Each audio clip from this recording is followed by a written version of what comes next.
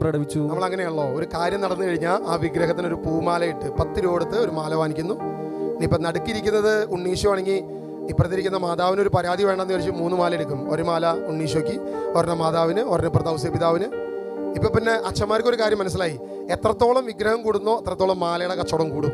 അപ്പം നമ്മളിങ്ങനെ ആദ്യം 1, പിന്നെ 3, ഇനിയിപ്പോൾ അത് 6, 10 ഒക്കെ ആയിട്ട് വരും. എന്തായാലും പേടിക്കണ്ട, വലിയ താമസമൊന്നുമില്ല. ഇങ്ങനെ മാലകളിട്ട് പൂജിച്ച് അല്ലെങ്കിൽ മഹത്വം കൊടുക്കാൻ, വിശുദ്ധരെ മഹത്വപ്പെടുത്താൻ ഇതാരാ ചെയ്തത്? ലിസ്ത്രയിലെ വിഗ്രഹാരാധകരായ തിന്മ നിറഞ്ഞ ജനം. അപ്പസ്തോലൻ എന്ത് ചെയ്തു? ഇന്നത്തെ നമ്മുടെ ഇപ്പോഴത്തെ പ്രധാനപ്പെട്ട സുവിശേഷകർ എന്ത് ചെയ്യുന്നു എന്നുള്ളതല്ല, അപ്പസ്തോലന്മാർ എന്ത് ചെയ്തു അതാണല്ലോ നമ്മൾ നോക്കണ്ടേ. ഇത് കണ്ട് ഇതറിഞ്ഞ് അപ്പസ്തോലന്മാരായ ബർന്നബാസും പൗലോസും വസ്ത്രം കീറി ജനക്കൂട്ടത്തിന്റെ അടുത്തേക്ക് ഓടിച്ചെന്നിട്ട് പറഞ്ഞു, ഹേ മനുഷ്യരെ, നിങ്ങൾ ഈ ചെയ്യുന്നത് എന്താണ്? ഞങ്ങളും നിങ്ങളെ